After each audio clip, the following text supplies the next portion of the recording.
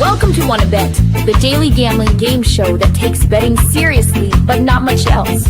Get our favorite plays on the totals, sides, props, exotics, and futures to jump on now. So let's get it started with Jason and Ben. Let's get it started with Jason and Ben. Let's get it started with Jason and Ben. Saker som kräver konsol, beppar konsol, felino. Let's get it started with Jason and Ben. Let's get it started with Jason and Ben. Am I allowed to say March Madness? They can't stop you from saying it, right? No. And they can't use it in advertising materials. And God knows there's lawyers everywhere. But I think I can say Happy March Madness Monday, right? Probably, Ben? You're confident in that? You are the legal mind of WannaBet. You are in-house counsel. You are much more experienced in this area than me. So this is for you. Much more experienced in getting sued? No. And perhaps what you're allowed to say and what you can't. I feel like, is our screen a little different than normal, or am I crazy? Maybe is our screen tinier? There we go. Or was I wrong? No, that's right. I'm not fully sure. I like it better this way. What about you? Do you want to make it small again? No, I like this. You're more open-minded than me, then. So you. I am more open-minded than you. I think we can keep it. All right. We got brackets. We had a couple more bad beats yesterday. We had some wins. I'm glad conference tournament play is over, thankfully. Had to sweat out that Knicks game. Liverpool conceding a goal in the 95th minute. Thanks, you mooks. Dayton, look, I only made one college basketball tournament futures play. Plus 750 for Dayton to me was good potential value. They couldn't defend the three ball early. They fell behind too much. So hats off to VCU there. But Dayton at least made the final. I don't feel like that was the worst call in the history of the world, but it is a loss. So yeah, I've been scuffling a little bit, but there are some markets emerging that we've done well in that we feel good about. But wait, Ben, how was your Sunday? Solid. It was a good Sunday. I finished up 2 units here. Cat and Giannis double was great. We did lose the Dominican play. We still have the U.S. Win it. Hopefully we don't use two. What a ball game, Beltway Ben. What a ball game. Great baseball game. And tough call at the end for the DR, but I was rooting for couple the US, of tough calls. 7th inning, Rocco's like, wow, I feel like this has been a really the umpires having a great night. And dude, I'm like, bro, you realize what you just did, right? He's like, what do you mean? Then all we did is talk about the umpire in the 8th and 9th inning, but alas. Yeah, no, it was bad. But again, I was rooting for the US, so wasn't upset. Gunner, it's crazy what happens when your best players are in the lineup. Let Gunner cook. Yeah, it's wild. I mean, you put your best guy in the lineup, one of your best guys in the lineup, and he delivers in a big spot. It's been pretty hot, Beltway, Ben. He has. Hopefully that can roll into the regular season. And he better be in the lineup tomorrow, just to be completely honest with you. But yeah, it was a solid day. Purdue, Michigan got a little sweaty there late for us. I did not expect Michigan to be the one that we needed to get over across the finish line. Yes. They got it. Collier, our one NBA fail, way over, on his pace, and then gets hurt and doesn't come back into the game. That felt very fishy? Weird, whatever. It is what it is. But again, still a profitable day. And I didn't factor in the Akron to win the MAC odds in, so that was the one that got us to 2. Nice. I think Akron's got not the worst matchup in the world. I'm all over that game in a few ways. I think they've got not the worst matchup in the world, and if they win that one, I'm just saying. I'm with you. I'm just saying somebody in the teens is going to make the Sweet 16, don't you think? Yeah, no. Somebody seated in the teens is going to make the Sweet 16. No top end for. I think that game's going to fly over too. By the way, early tip, around noon, 12:30, whatever it is. I think that game's going to fly over. That's a little early preview. Yeah, nice. You might put the Discord up there. Live betting during games, like that Wolves Brentford affair today. That's going to be a hate watch for me.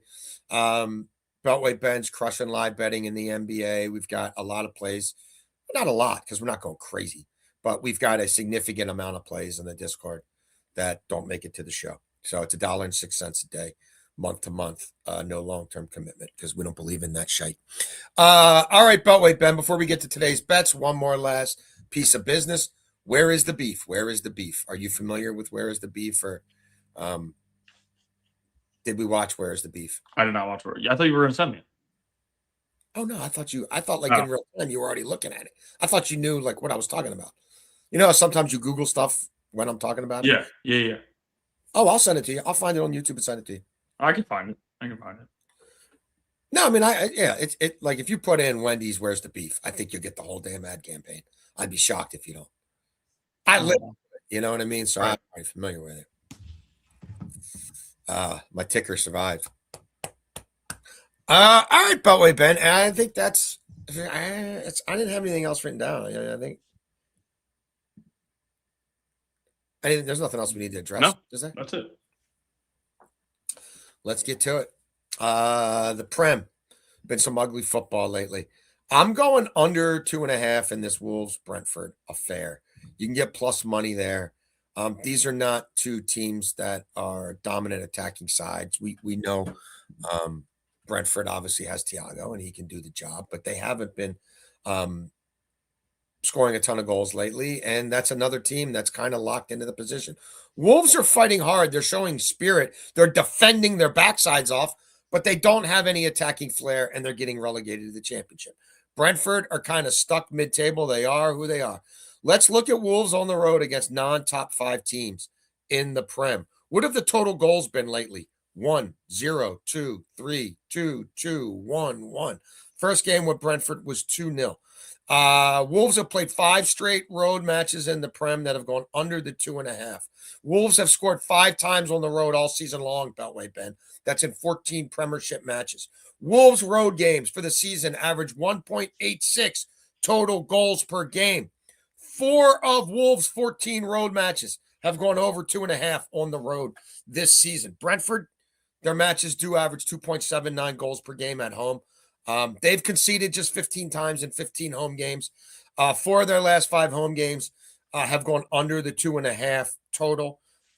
Brentford have scored 1 goal or less in 6 of their last 8 games. Perhaps they're running out of a little steam. So let's get another ugly Premiership match here. First down for me, we are going to play CJ McCollum over 17.5 points at -106. I like the value that we're getting here for a guy that just went for 30 the other night, right? CJ McCollum is a dude that was brought there to score. He was on the Wizards. They were tanking. They didn't want to do much. And he just got it going against the Bucks team. Now he's playing against the Magic team that are not playing the defense they once were. They're really scoring the basketball, playing fast, and a lot of scoring. I do think that we'll see that here.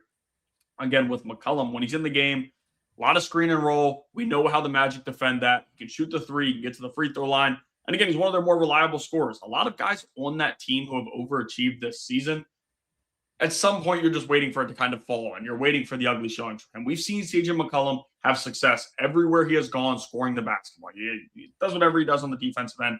But when he's playing offense, we know he can score it. They have a reliable scorer. At this point in the year, they need him to keep stepping up. And for all purposes here, I really think this is going to be a close game. You have 2 solid teams here, 2 solid offenses. And when you get those types of matchups, usually get a lot of scoring. So I do like CJ McCollum over 17.5 points at -106. Love it. Let's stay in the association, Beltway Ben. Josh Giddey, triple-double. They're playing Memphis. They're at home. How's Memphis been doing lately? Let's look at their last 10 games. They're 23rd in the NBA in rebounds allowed to opponents. They're 21st in the NBA in assists allowed to opponents. And they're 24th in the NBA in opponents' field goal percentage. If you want to drill down on guards, opposing guards, 20th in opposing field goal percentage. They are league average guards rebounding. They're 13th in assists to guards over the last 10 games. How about Giddey against Memphis? Hasn't faced them in a while. Last time he faced them, he had 12, 7, and 8, Beltway Ben, in just 21 minutes before he had to exit. Timeout before that, he had 12, 13, and 8 in 28 minutes. Chicago's scoring the ball. They're not playing a lot of defense. Chicago at home. I mean, I just think this is an opportunity for him against a deficient opponent to run up and down the court and do his thing. He's got like 12 of these this season. I suspect the minutes are up because I'm not sure they're going to destroy Memphis. Oh, they're going to destroy Memphis. So if we get our 35 plus minutes out of Giddey, I feel good about a triple double at 2.5 to 1. Muted. Zion Williamson, you got me? Check. Got you now. You're no longer mutated. I actually have a new setup. Stuff moved around a little bit. So Where did you guys see I'm a tell us little what bit tighter to the camera? Do I look a little closer? something did look a little different. Yeah, So it might what be. you got it? You moved to a different part of the house. What have you done here? No, it's same room, but it just it was a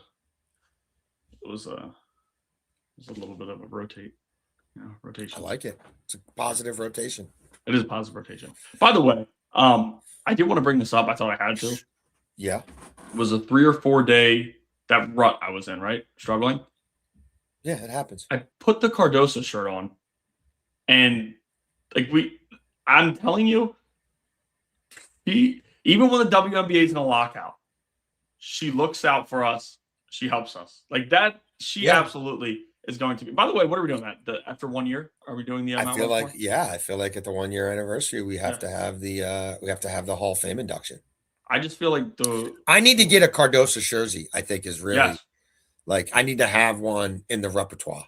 No, 100%. I was sitting here thinking, I'm like, put that on and it changed everything. It did. So shout out to Cardoso. She's like a beacon shining down on us. Yes, that's a very good way to view it. I could see that. I could see that a lot actually. Yeah. But for me, we're going to play Zion Williamson over 22.5 points at -114. Match up with the Dallas Mavericks, who are allowing the third most points in the NBA over their last 6 games. They've struggled defensively all year long. Anthony Davis, when he was out there, we know he's the shot blocker. We know what he can do inside. But without him, they just don't have much, right? They foul a lot. They send guys to the free throw line. We know Zion gets to the stripe a bunch. Not the best free throw shooter, but he should be able to get us some points from there. He can finish inside. He's aggressive. One thing with Zion, especially of late, right around this number with regularity, right? He hasn't been able to clear it a ton. Hasn't been scoring to 30-plus points than many expected when he was at Duke, coming here and was going to take over games. But it's more 20 to 23 points every night. He's pretty consistent.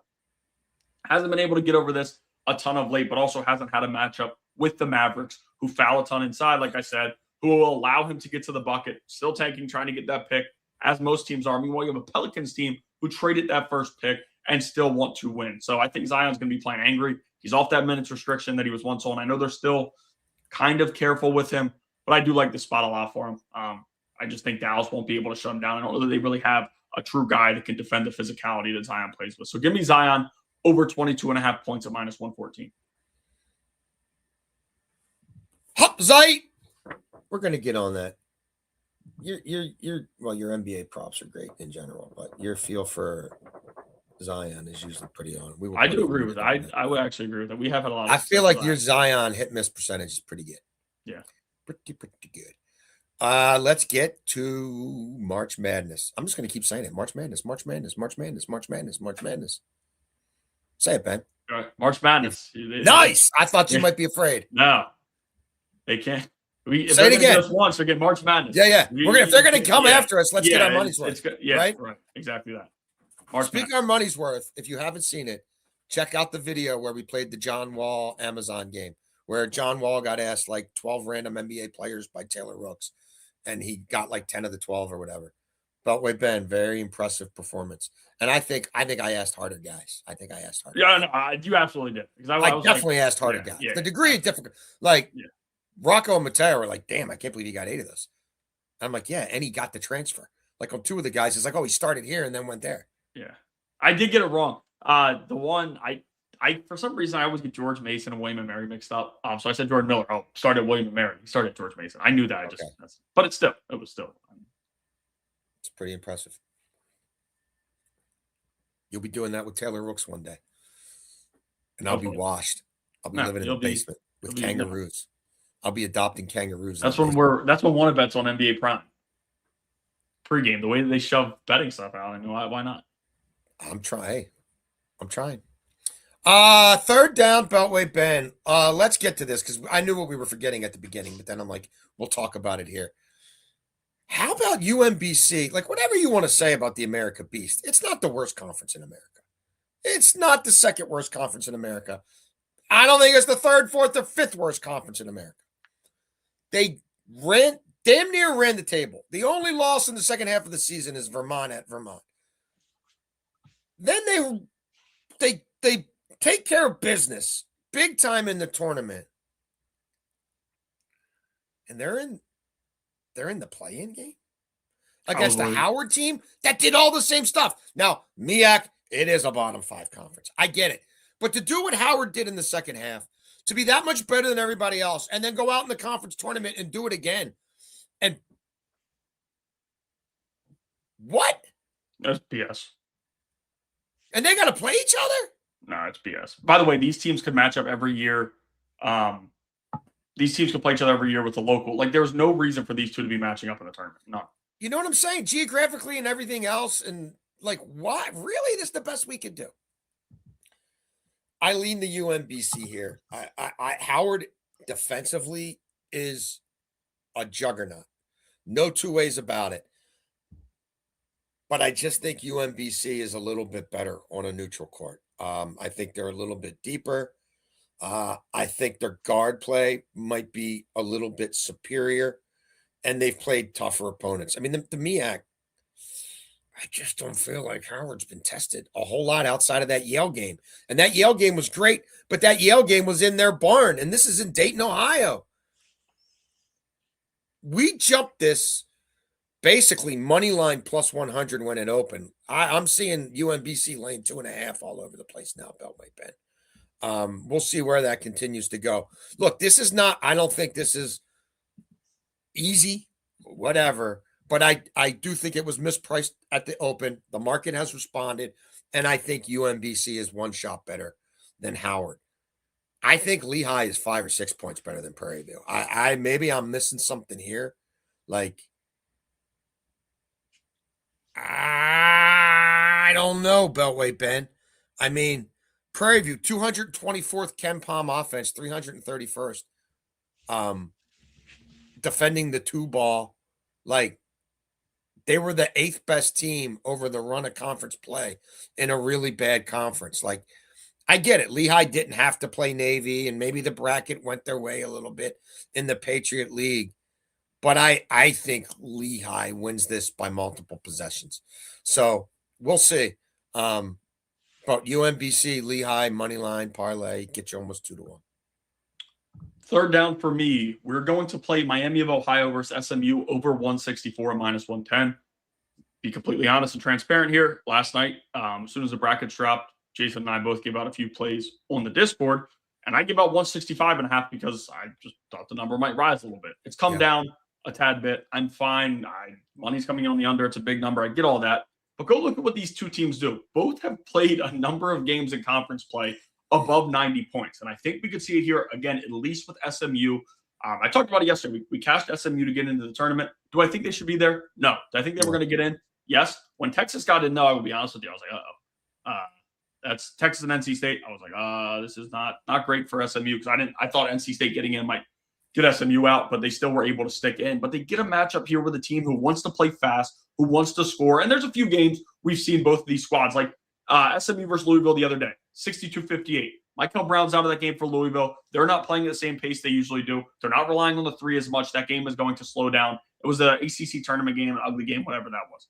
SMU, the majority of their games, we're seeing at least one of the teams score 85-plus points. They're not playing much defense. Yeah. They're run and gun. They want to play fast. And we have the same thing on the other side with Miami of Ohio, who was in a conference against a lot of different teams who play at a fast pace. And in a lot of games, we attacked Miami of Ohio overs, Akron overs, Buffalo overs. Some of those teams, we've seen them kind of how they've been tested against those guys. First off, they've come out on top. This should be a really fun matchup. It's going to be interesting because you've got a Miami of Ohio team that was able to still get in, even though they didn't win their conference tournament.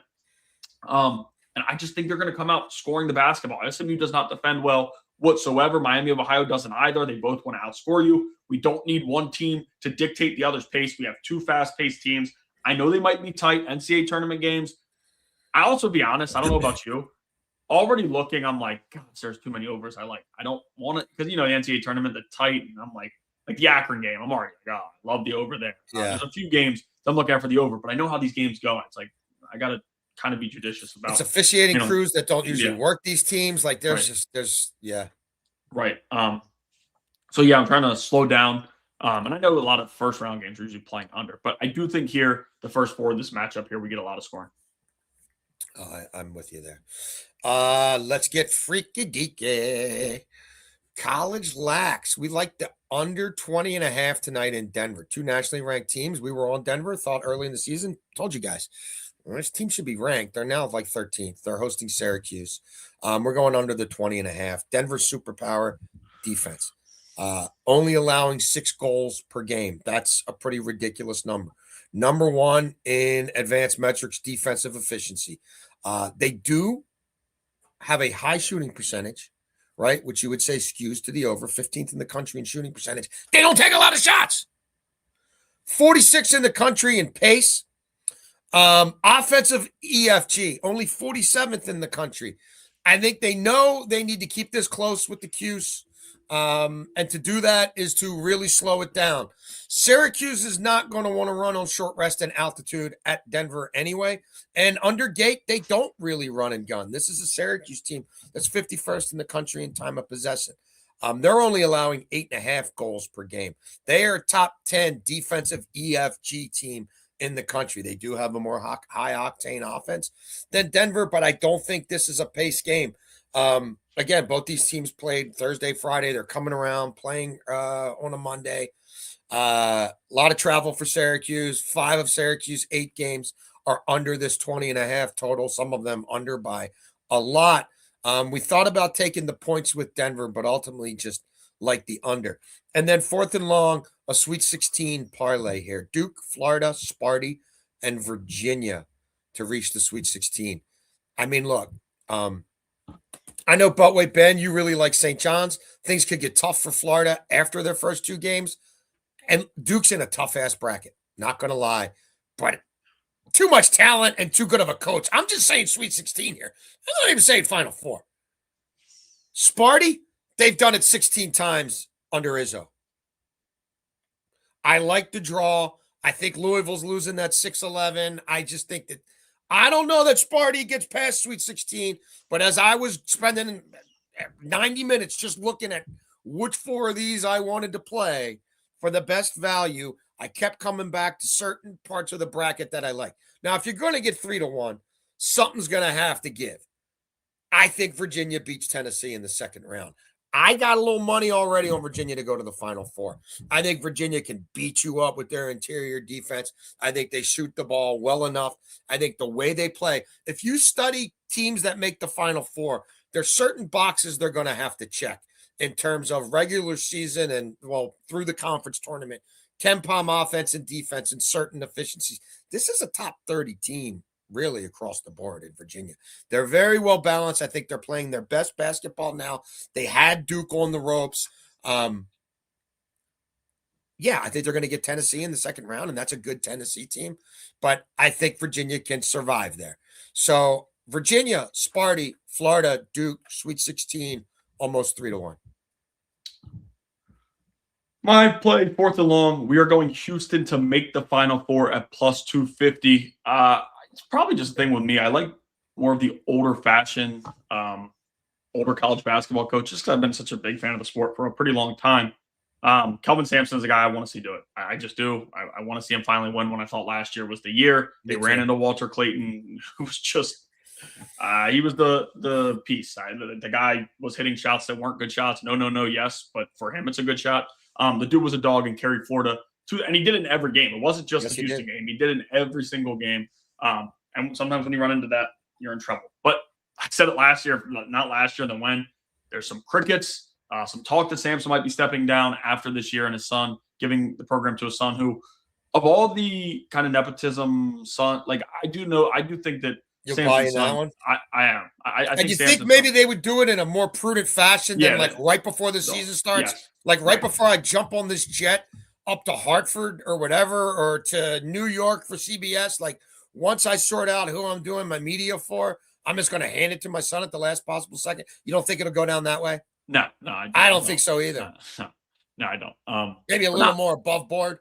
Yeah, I think it'll be more normal. But no, I do like this team this year. Listen, this is another reason I think it might be it for Kelvin. Like, this is the first time we've seen him kind of break that shell. It was more of get freshmen, play them 3 or 6 minutes, and let them develop and turn into the Tugglers, turn into the Jawans, like everybody that they've had over the past few years. Let these guys develop over time. Jawan Roberts, let these guys develop over time and figure things out.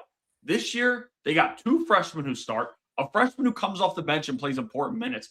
Their one freshman, Fleming, is the best scorer on their team. They still have Emmanuel Sharp, who will knock down the most clutch threes. I love Emmanuel Sharp as a player. Have always been a big fan of his. You have Tugler, who's the dirty work big, who can do whatever you need to. Uzan, who turned it on down the stretch and played a critical role in that Big 12 tournament victory last year and the run that they had in the NCAA tournament. And some guys off the bench that are just physical and know their roles. I like this Houston team a lot. They're going to get that matchup with Florida, and I think it could go either way, but I'm going to take plus 250 because when they do match up, they're going to have much better odds than plus 250. And I know now you're looking at it, and if you parlay all these things, you should get better odds than plus 250. But Florida could lose. Like, you never know. Florida could lose. Anything could happen there. Florida's, I don't know, we saw it in the AC or SEC tournament. Like, they have some deficiencies, especially at the guard position. So I don't know. I like Houston. I like Sampson to get there again this year. We'll see how it ends up. But just the way this team's built. And also, this is the most points that his teams have averaged ever since he's been in Houston. They still are playing defense a little bit less defense than usual, but they're still gritty, ugly type of defense, but they're scoring. It's going to happen with kids, though, right? You're talking all these freshmen. That's how it's going to go. And to that, I love defensive-led teams, but in March, you got to do both. Like, the one-sided teams have not been able to have too much success. So I do like Kelvin Sampson's squad to make the Final Four plus 250.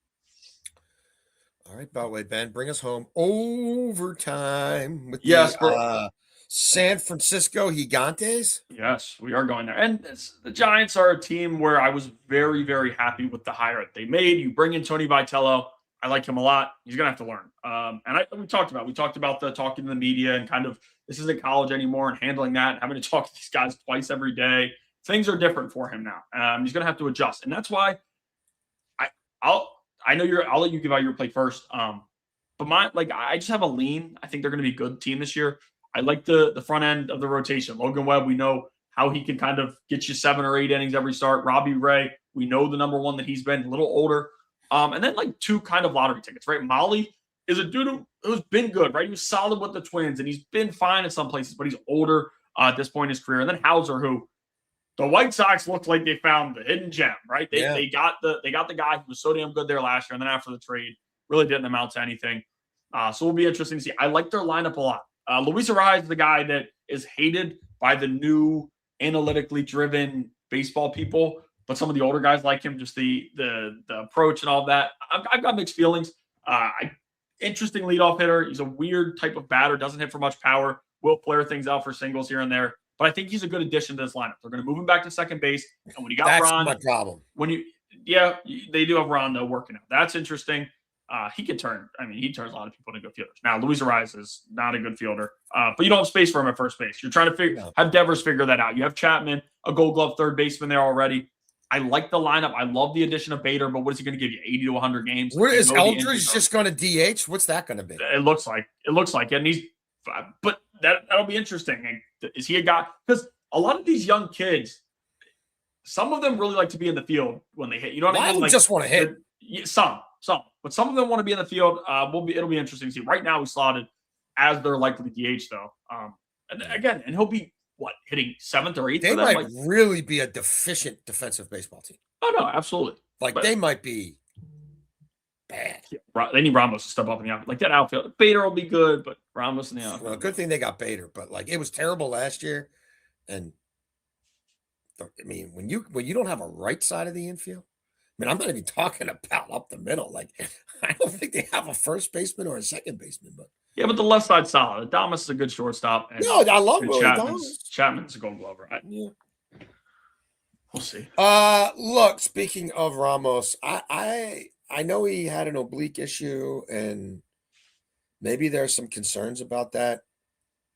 I did a lot of work on him earlier this offseason. I couldn't really find markets for him, but I had some success playing him last year. I think he's got a little bit of a clutch gene. I think that lineup with Devers settled there now has a chance to be much more robust than it was a year ago. And I think if this guy's healthy, he's an 80 RBI Again, there's question marks there for a reason. We'll see if these markets percolate more in the near future. But he's someone I think is a little under the radar. Top prospect, took him a little longer to develop. He's never going to give you much defensively, but I think he's pretty locked in when people are on base and has a chance to do some damage in what I think will be a better lineup. Yeah, I just played them a lean. This is not an official play. I did put a few bucks on them to make the playoffs. The NL is tough. I get it. I'm high on Vitello, but it's going to be a learning segment for him, and it'll be interesting to see kind of how things go, especially that first month. Right? He's never coached this many games in a season ever, anything close to it. So it's going to be an adjustment period. It'll be interesting to see how they go. But I do like the lineup, and I think the pitching's interesting. Their bullpen is. We'll see. I like the lineup a lot, though. That was a big concern for them last year. They couldn't come through with runners in scoring position. They added a few bats that might help that. And they have some veteran leaders on this team. So I think they could potentially sneak in as a final wild card team. Yeah, somebody's coming out of the West, I think, like whether it's them or Arizona, like somebody who's kind of under the radar. Like, I don't think it's the Padres, but somebody's going to probably snatch a wild card there. That is the show. Beltway Ben, yesterday, not great for me. Again, the Liverpool. I mean, not even pushing. Like, they had so many chances to go up 2-0 and then to give one up in the 96th minute against shite Tottenham. Oh, well. Didn't have to sweat Man U too much. That Penn Yale never had a chance. that thing that was a dead over game. Penn had played 13 straight unders. That thing had no chance. And Yale had been under lately, too. That whole tournament had been under. And look, Dayton plus 750. I'd make that bet again. Beltway Ben continues to be highly profitable since our first show, May 21st. Ben, let the people know about our Discord there. $1.06 a day, month to month, $39 a month, 30 days in an average month. That's how we did the math. We will be back tomorrow. Are we 11, I guess, normal? Yes, 11. That's assuming we have power. There is a serious tornado expected to rip through here. So hopefully that won't do too much damage. We will certainly have more NCAA plays that we want to give you guys tomorrow. These are the champions. We've had a lot of success in Champions League lately. We have some select, not a whole lot, because some of these score lines are already out of whack from the first leg, but some Champions League to get to tomorrow as well. The Wizards are in action tomorrow against the Pistons, Beltway Ben.